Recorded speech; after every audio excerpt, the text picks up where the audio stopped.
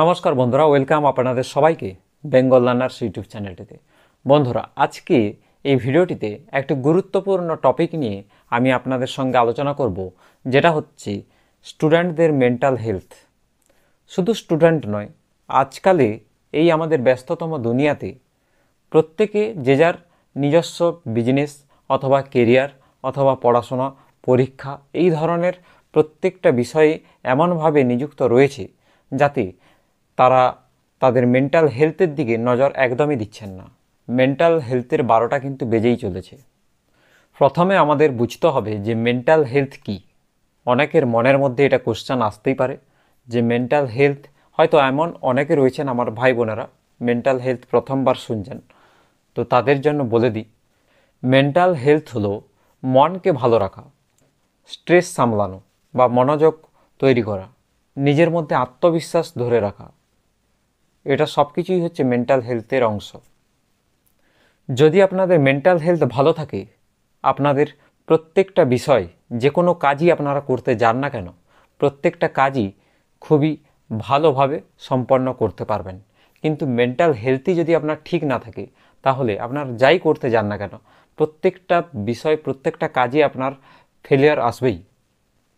আপনারা কোনো কাজকে সঠিকভাবে সম্পন্ন করতে পারবেন না।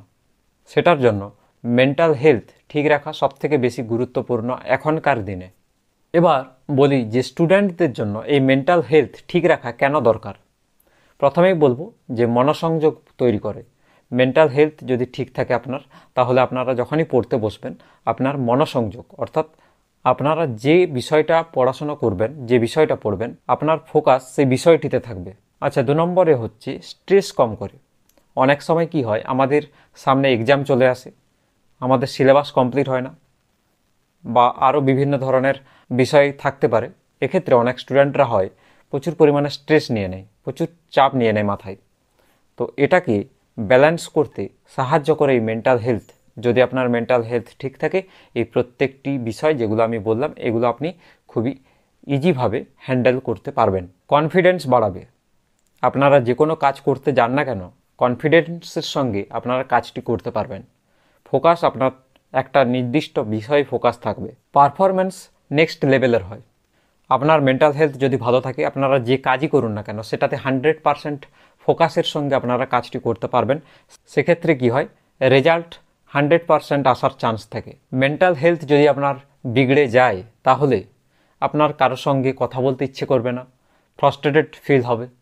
তো এটা যদি ঠিক থাকে, তাহলে আপনার ফ্রেন্ড হোক বা পরিবার পরিজন হোক, প্রত্যেকের সঙ্গে আপনি দেখবেন যে ভালোভাবে আপনি কথা বলছেন, তাদের সঙ্গে একটা ভালো সম্পর্ক মেনটেন করে চলছেন। কিন্তু আপনার মেন্টাল হেলথ, মানসিক স্বাস্থ্য যদি আপনার ঠিক না থাকে, তখন কারোর সঙ্গে কথা বলতে ইচ্ছে করবে না, কোনো কাজ সঠিকভাবে হবে না।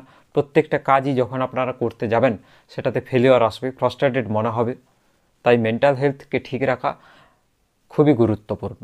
এবার বলি যে মেন্টাল হেলথ যদি আপনার ঠিক না থাকে, যদি খারাপ হয়, তাহলে কী ধরনের অসুবিধা হতে পারে। প্রথম কথা হচ্ছে ডিপ্রেশন আসবে, অ্যাংজাইটি ফিল করবেন, এছাড়া মনোসংযোগ থাকবে না কোনো কাজে, প্রত্যেকটা কাজে ফ্রাস্ট্রেটেড মনে হবে, সঠিকভাবে ঘুম আসবে না, কোনো কাজ করতে যাচ্ছেন সেই কাজটা সঠিকভাবে সম্পন্ন হবে না, রেজাল্ট ঠিকঠাক করে আসবে না। তাহলে আমাদের এই মেন্টাল হেলথ, মানসিক স্বাস্থ্যকে যদি আমাদের ঠিক রাখতে হয়, তাহলে কি কি স্টেপ অবলম্বন করা দরকার। প্রথমেই বলি যে একটা ডেলি রুটিন ফিক্সড করুন। সকালে চেষ্টা করুন তাড়াতাড়ি ঘুম থেকে ওঠার, 5টা বা 6টার দিকে ঘুম থেকে উঠুন। উঠে আপনারা এক্সারসাইজ করুন রেগুলার 1 থেকে 1.5 ঘন্টা মিনিমাম। যদি আপনার সময় না থাকে, আপনি যদি স্টুডেন্ট না হন, যদি আপনি অফিসে ওয়ার্ক করেন, অফিসে কাজ করেন, তাহলে চেষ্টা করুন যে আধ ঘন্টা হলেও নিজেকে সময় দিন, এক্সারসাইজ করুন। এক্সারসাইজ করলে কি হবে, আপনার মেন্টাল হেলথ ভালো থাকবে, আপনার স্বাস্থ্য ভালো থাকবে। যখনই আপনারা পড়াশোনা করবেন, অনেকে কি হয় পরীক্ষার আগে অনেকটা দীর্ঘ সময় ধরে পড়াশোনা করে, 14 থেকে 15 ঘন্টা, অনেকে 10-12 ঘন্টা, ঠিক আছে। তো এই পড়াশোনার মাঝে ধরুন আপনারা 1 ঘন্টা পড়াশোনা করলেন, তারপর 10 মিনিট বা 15 মিনিটের একটা ব্রেক নিলেন, তারপর আবার 1 ঘন্টা পড়াশোনা করলেন। তো পড়াশোনার মাঝে আপনাকে ব্রেক নিতেই হবে। সোশ্যাল মিডিয়া থেকে চেষ্টা করুন দূরে থাকার, যতটা দূরে থাকা যায় সোশ্যাল মিডিয়া থেকে খুব কম পরিমাণে ইউজ করুন। যদি আপনারা মনে হয় যে আমি সোশ্যাল মিডিয়া ছাড়তে পারছি না, তো সেটাকে কমানোর চেষ্টা করুন। কোনো কিছুর প্রতি আসক্তি কিন্তু ভালো নয়। তো যত আপনারা এই অ্যাডিকশানটা কমাতে পারবেন ততই আপনার জন্য ভালো। যদি আপনার মনে হয় যে আপনার মেন্টাল হেলথে প্রবলেম দেখা যাচ্ছে, ইস্যু হচ্ছে, তো আপনারা একটা কাজ করতে পারেন, সেই ধরনের বন্ধুদের সঙ্গে আপনারা মেলামেশা করুন যাদের মধ্যে আপনারা কিছু পজিটিভিটি খুঁজে পান। নেগেটিভ মানুষজনদের সঙ্গে যতটা পারেন দূরে থাকার চেষ্টা করুন। দরকার পড়লে যদি সম্ভব হয় তাহলে কোথাও একটা কাছে বেড়াতে যান, বন্ধুদের সঙ্গে বেড়াতে যান, 1-2 দিনের জন্য একটু ঘুরে আসুন। তাহলে কি হবে, মাইন্ডটা ফ্রেশ হবে।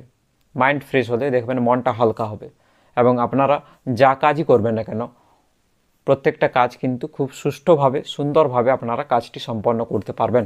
আপনার ফোকাস ক্লিয়ার থাকবে। আর সবথেকে ইম্পর্ট্যান্ট পয়েন্ট যেটা, মেন্টাল হেলথকে যদি আপনারা ঠিক রাখতে চান, আপনারা নিজের জন্য ভাবুন, নিজের জন্য একটা রুটিন তৈরি করুন, একটা লাইফস্টাইল চেঞ্জ করুন যে প্রতিদিন সকাল থেকে রাত অবধি আমার কি কি করা উচিত। যেমন বললাম যে সকালে চেষ্টা করুন তাড়াতাড়ি ঘুম থেকে ওঠার। হ্যাঁ, অনেকে হয়তো রাত জেগে পড়াশোনা করেন, কিন্তু চেষ্টা করুন যে সকালে যতটা তাড়াতাড়ি সম্ভব ওঠা যায়। উঠে একটু ফ্রেশ ট্রেশ হয়ে আপনারা চেষ্টা করুন যে মাঠে যাওয়ার, গ্রাউন্ডে যান, গ্রাউন্ডে গিয়ে একটু এক্সারসাইজ করুন। যদি গ্রাউন্ড না থাকে তবে জিম করতে পারেন। এক্সারসাইজ করুন, এক্সারসাইজ করলে মন ভালো থাকবে, মাইন্ড ফ্রেশ হবে, স্ট্রেস কমবে। তো বন্ধুরা, এই ছিল মেন্টাল হেলথের ওপরে একটা ছোট্ট সংক্ষিপ্ত ভিডিও। আশা করি এই ভিডিও থেকে আপনারা কিছু নতুন জানতে পারলেন বা নতুন কিছু শিখতে পারলেন। যদি ভিডিওটি ভালো লেগে থাকে বন্ধুদের সঙ্গে শেয়ার করতে ভুলবেন না। যদি এমন কারো মেন্টাল হেলথের প্রবলেম হয়ে থাকে তাদের সঙ্গে ভিডিওটি শেয়ার করতে ভুলবেন না। চ্যানেলে প্রথমে চ্যানেলটিকে সাবস্ক্রাইব করবেন।